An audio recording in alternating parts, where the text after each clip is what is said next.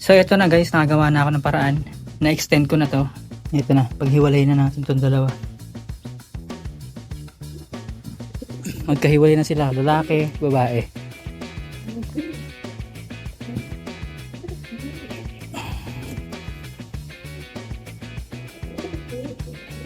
Yan, na-extend na siya, so mas mahaba na yung paghahabulan nila dyan, mga dre.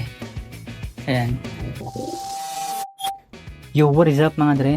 It's your boy Trekilop here, nagbabalik para sa isa na namang Trekilop vlogs mga kaibigan.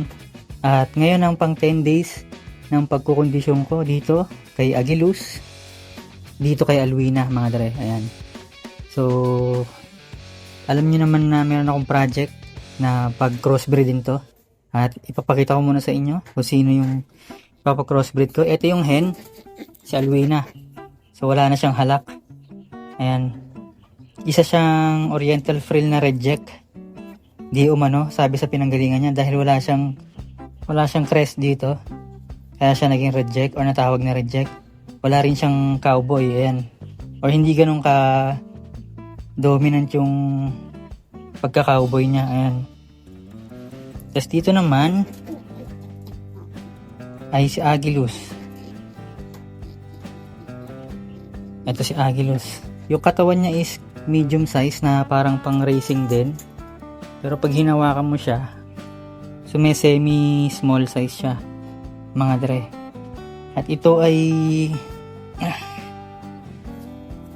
racing na nahaluan ng fancy. Hindi na lang daw matukoy kung anong klaseng fancy kasi hindi lang naman limitado sa oriental frill yung may mga ganyang single pointed crest. Ayan mga dre.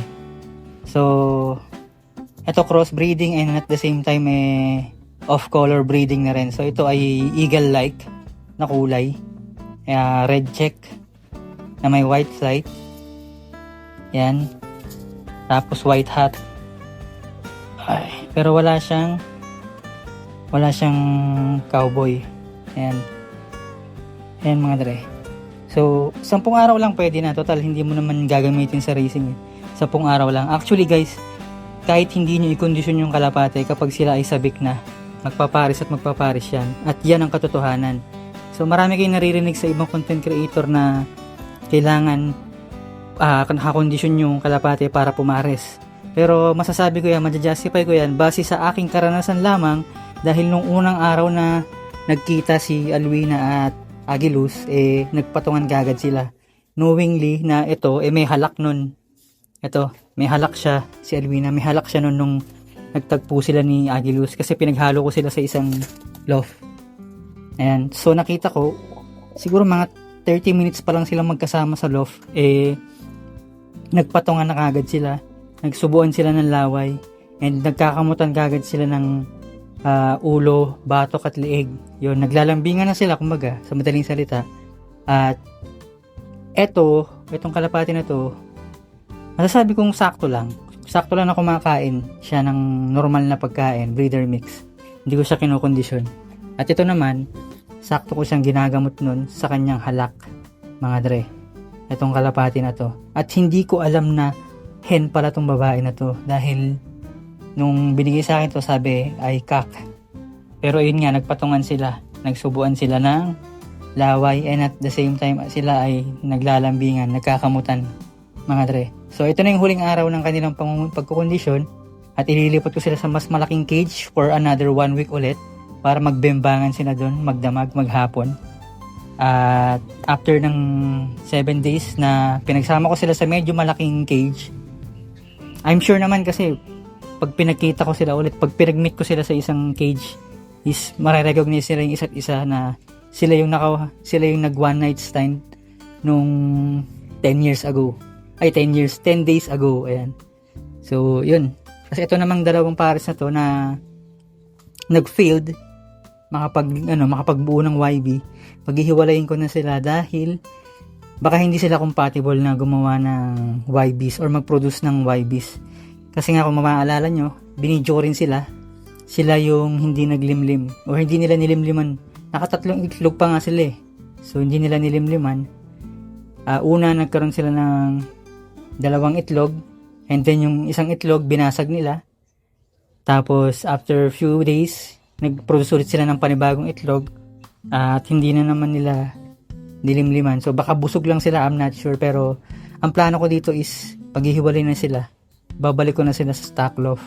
At hindi naman porket hindi sila nakapag-produce ng YB, reject na sila or hindi na sila pwedeng maging magulang in the future. Etong kak, pag binigyan mo ng ibang hen, much probably may chances pa rin naman na makabuo sila. At itong hen na kulay puti, kapag binigyan mo siya ng panibagong kak or ng ibang kak, possible din naman na makabuo sila. So siguro hindi lang sila compatible at this moment. At iyan ay base sa mga karanasan ng mga niloloft visit ko, na sabihin na natin ako ay newbie, pero alam nyo naman marami akong niloloft visit. Ayan guys, testing muna natin sa maliit na cage. Kasya naman silang dalawa eh. Ayan o. Kapag yumuyuko-yuko ng ganyan yung babae, hindi siya lumalaban. Ayan, palag-palag siya. Submissive siya kumbaga. Ayan o. Nagsasubmit siya sa lalaki. Ayan o. Bumabaw siya. Kumbaga bilib siya sa pagkabarako ng lalaki, mga tre.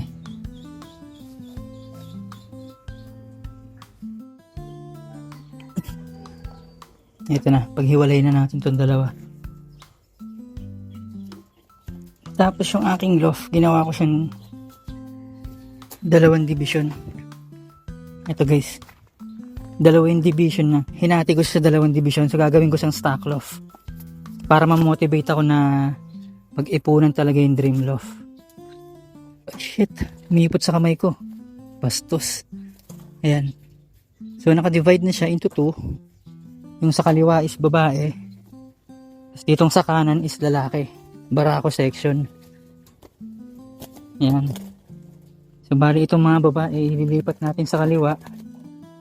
Unahin natin itong mga Serbian. Kasi parehong babae ito eh. Pero guys, feeling ko na-scam ako dito sa Serbian na to. Kasi sige, pag-usapan natin sa ibang araw. Pareho silang hen. Sabi nung seller, isang lalaki at isang babae yan. Wait lang. Tapos isa pa. Yung YB. Yan.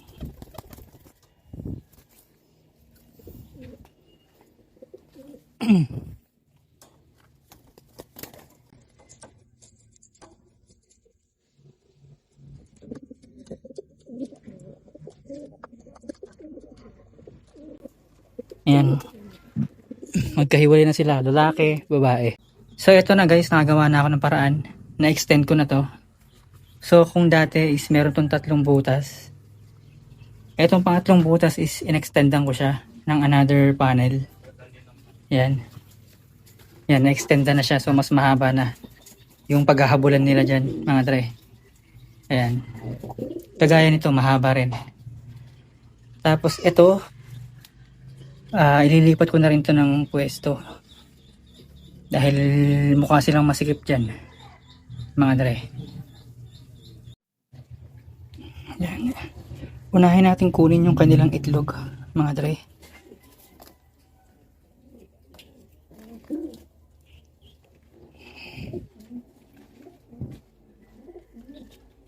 Tapos sila na.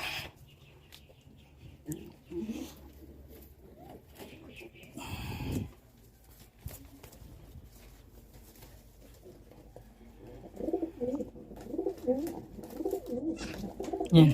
Para madaling linisan yung pinag-iputan nila. Kasi dito hindi ko sila mawalis. Hindi ko mawalis yung pinag-iputan nila. Masyadong mababa. Ayun o. Tapos ito, bala ko paglalagyan ko na lang ng gamit. Yung mga yan. Patungan. Diba? Kasi ito, divider talaga to eh. Yan. Divider talaga yung purpose niyan eh. Parang namatay yata yung isang sisiw, mga dre. Ito kasing isa na to, yun yung tinulungan ko makalabas sa itlog. Tapos Agosto, kinabukasan, lumabas naman tong isa. Hindi ko alam kung buhay pa ba. Ayun o. Patay na yata to. Baka langgamin lang eh. Baka langgamin lang dito. Ayan guys, patay na nga siya. Ito yung hindi ko tinulungan lumabas. Meron kasing nag-comment sa akin na wag ko raw tulungan doon sa video ko. Wag ko raw tulungan lumabas. Alam nyo guys, simula nung nag-alaga ako ng kalapati, ang dami na nangingialam sa kung ano yung dapat kong gawin. Minsan nakakaurat na eh. Simula doon sa TikTok, ngayon dito sa YouTube, ang dami nangingialam, ang dami nagsasabi ko ano yung dapat kong gawin. Minsan wala naman wala naman ng sense minsan. Parang may ma-suggest na lang sila kahit naman na hindi naman ganun nakakatulong yung pinagsasabi nila. Ayan. Pag nag-umpisa ka mag-alaga ng kalapate, talagang magsisilitawan yung mga taong it's either nangingialam, nagsasuggest. Pero kadalasan nangingialam na lang eh. Ayun no. So hanggang dito na lang muna ang aking kalapate vlogs or love vlog at paglulutuan ko pa ng ulam at pagkain ng aking napakasipag na asawa na nagtatrabaho siya dyan. At maghuhugas na rin muna ako ng pinggan para alam niyo na may pambili tayo ng kalapate kapag sumweldo yung asawa natin. Di, joke lang. So ayan, kailangan natin maging mabuting asawa. Di ba? Para may sumusuporta sa ating kalokohang kalapate vlog.